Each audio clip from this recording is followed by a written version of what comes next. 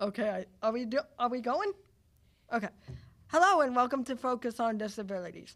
Today's focus on a very exciting focus on disabilities today because we are not, I do not have I'm not in front of a computer. I have a different microphone. Yes, that's right. Yeah, and I am microphone to microphone with another person. Across the table, you would say. Yeah. Yes. Would and my that person in particular is. You would like me to say my name? Yeah, introduce. Hello, everyone. My name is Spencer Carlson. Nice to meet you. Yes, Spencer Carlson, who is a educational. What do you call it? An EA, educational assistant. Yes. An EA here at Case, and I've got technically 6 questions. Let's go for it. So first, how long have you been working here at Case? Oh gosh, I should have actually figured that out before I came on.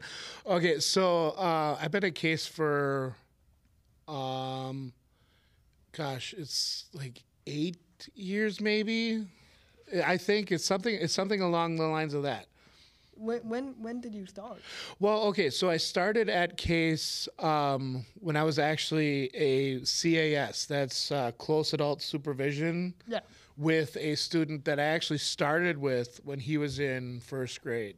Oh. And I followed him through all of those years up into, so he went from Wadowitz to McKinley to Case. Yeah. And then I went for a very short bit of time with him to transition, and then I was like, no, I'm good. I'll go back. I'll go back to high school. Yeah. So yeah, I came back to Case, and I've been here since. So you worked at Wadowitz for? I did work at Wadowitz for a bit. I don't know if I've brought this up to you in any conversations, but I actually went to Wadowitz. It's a pretty cool school. It is. Did you know that school was actually built right around and post the polio epidemic? Oh. Did you know that? No. So, and that's why it has the cool pool that it does have. Yeah. And that's why it's all on one level. Yeah. So that wheelchairs can get everywhere in that building easily. Unlike here. And there was I know some of this because of my wife's grandma used to work there as an EA like I am. Yeah. Way back in the day, and she said that there were taxis that would actually bring kids in wheelchairs up through that, that one part up in front. Yeah, yeah. It's closed off now. It used to be an awning where they would pull up and you'd drive in and they would drop the kids off and be able to pull them away. They actually had yellow cabs. Well, I don't know if they were yellow because the only pictures I saw were in black and white. Yeah. So, but yeah, they were considered taxis. They weren't special ed buses that we have now with the wheelchair lifts and everything. They weren't like that. The mini buses. But... No, not like we have now. No. And speaking of that, I thought, where did you first work? As a whole. As a... What was your first career, essentially? What was my first career? Well, of course, I've had all sorts of kind of jobs. I started out with paper route, and then I worked produce at a grocery store. Yep. That was a really cool job. I liked that one. No. But once I turned 18. I got a job with a company up north in northern Wisconsin called Aurora. It was Aurora, not like the Aurora, like the healthcare down here. It was a different Aurora. So it's not. And what that was, it's in-home with adults with disabilities. Okay. So it was anywhere between 2 and more. There were some houses that were actually more like apartments where they had a common area, and that kind of thing. I didn't usually work at those, but like a home where there'd be 2 or 3 people living there, and then you'd help them out and that kind of thing. Yeah. So I did that from high school, or from I was in high school still because I turned 18 in high school until I moved to Racine and started with Unified. Yeah. So as the person you are very conscious about the environment, and I could actually see you liking working with produce. Oh, yeah. I did like that job. Like, there were some crummy jobs, like stinky potatoes. Ooh. Probably the worst. Rotten tomato or potatoes is probably the worst smell that I've smelled to this day. Don't put it anywhere near anyone's nose. Yes, no, it's very pungent and it lingers. Does it smell? Oh God! Now I'm on a tangent about potatoes and gross smells. Yeah. What do you describe it, like a skunk? No, it's worse. It's worse. It's just plain gross. Oh God. I'll tell you what. If you really want to figure it out, like, just no, you don't want to find out. Yeah. We'll just leave it there. We'll just leave it there. Let's can that conversation forever. Okay, yeah. It's gonna die. And next. Yeah. We've spoken in past conversations about you being from a small town here in the state of Wisconsin. Could you elaborate on that? Sure. So I'm from a little town called Boyceville. And I'm actually not from Boyceville. I'm actually technically from the town of Tiffany, which is right outside of the township of Tiffany. I'm not from the town at all. I grew up on a family farm, like a hobby. You'd consider it a hobby farm now. Yeah. And I went to a high school of much smaller than Case. There were only 64 people in my graduating class. Yeah. So we knew each other. We knew everybody very well in my school. Yeah. Yeah. So is Boyceville over by like Arena and things? No, it's north of Arena. Where's Arena? Arena is by past Madison, right? Yeah. It's way north of that. Think of Menominee, Eau Claire area. Oh yeah. Yeah. Yeah. Like where UW Stout is. Yeah. Is probably about 20 minutes still northwest of there. Because for some reason, did I mention to you that over spring break I went to the house on the rock? You did, and I was so jealous. Remember? Yeah, yeah, and I had gone, and we had gone through these cities that I had no idea existed. Yeah, so like a little town like that. Like, do you probably remember going through like a little town called Black Earth?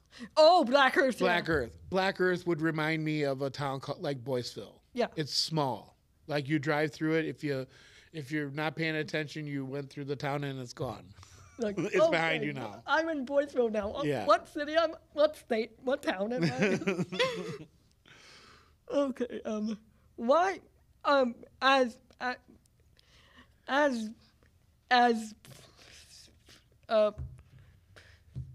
supported by your choice of clothing and dye, and dye of beard. Yes. And hair. You like the color green. And for people who don't know why you like the color green, why do you like the color green? That is a very fair question. Like, I look the same every day. And so green is my favorite color because it represents positivity and growth. It's like, think of right now, we have spring coming upon us, right? Yeah. And you look outside and you see all those shades of green. And it's just amazing, right? It's like, it gives you that hope that like things are growing. It's yes, we're out of winter. Like, it's good, it's growing. And so that's what green does. And for me to go out in public and have somebody look at me and smile. And sometimes I'll get the occasional, you just made my day. Yeah. Just by being me and having like this crazy look. Yeah. If it makes them happy, that was the whole point, is that. It's just. It is that. But like my beard was not always green. That is a post-COVID. You know how COVID changed everything. Oh, yeah. And you had. So we went virtual and all that. And I was like, hey, I'll dye green. And my wife let me. Yeah. And it's not permanent. It will wash out. So I have to re-dye it often, and I'm going gray underneath there, or not actually gray, it's white. So yeah. I'm way too young to be looking that color. So yeah. And by the way, I have like 10 of these shirts. Oh, I'm down to 10 in the rotation. Like 10. Are those dyed? No, they come in a 2-pack. Oh, so those are on Amazon. They come in a 2-pack from Amazon, and I have them lined up in my closet. And whenever I wash them and I put more new ones on, I put them in the back of the line. So they actually are in rotation. Oh, yeah.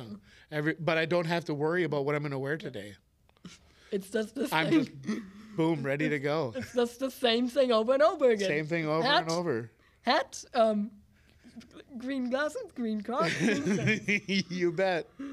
And technically my last question, because my sixth question is empty, so that's going to be open for rambling. Why exactly did you choose this line of work? That's a good question. So I was hoping that you'd ask about like my family a little bit, because then I could have really gotten into maybe part of that, because that's really kind of where it comes from, is that's the reason kind of why. Both of my parents are disabled. Oh. My dad was born blind, and my mom contracted polio when she was an infant. And so for me growing up, like being around people who were differently abled, like was just normal. I had a lot of my friends growing up, and all them asking, "What's it like growing up with the dad who's blind?" Yeah. And I would say, "What's it like growing up with a dad who can see?" Yeah. I don't know what that's like, because I didn't experience that. Yeah, you. So for me, it was normal. And when I told you about Aurora, that company that I worked with, my grandma actually was one of the first employees of that company. My dad's mom. So I went into the same business, same field that she was in, because she exposed me to that when I was a kid. And so when she would bring those people around, I was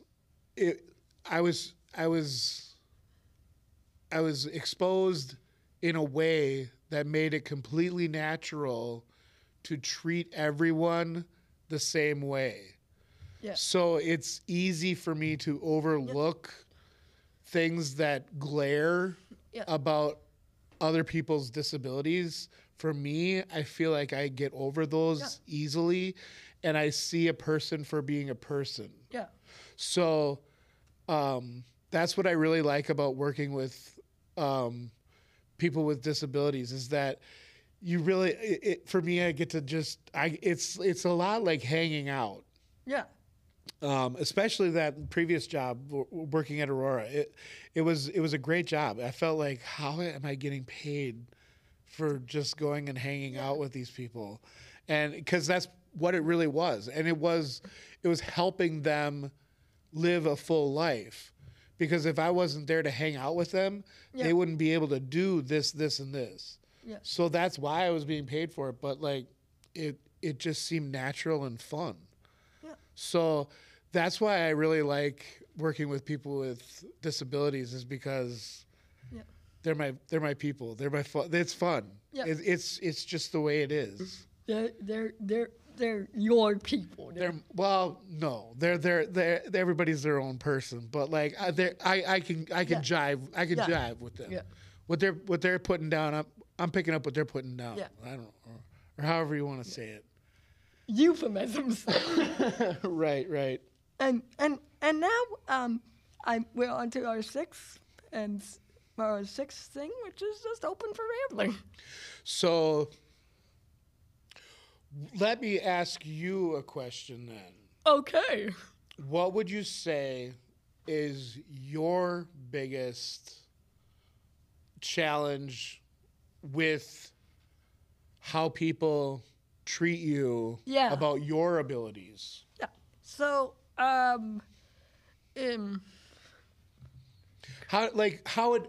what is something that kind of rubs you the wrong way when people treat you a certain way? Yeah. Like, what is that wall? Like, what's that kind of thing? Like, for instance, people will treat me like I'm 5. I can get that, Like they'll think I can't talk to them. Because you're fragile. They think you're fragile, or do they think you're less developed mentally? Oh, both. Both. Okay.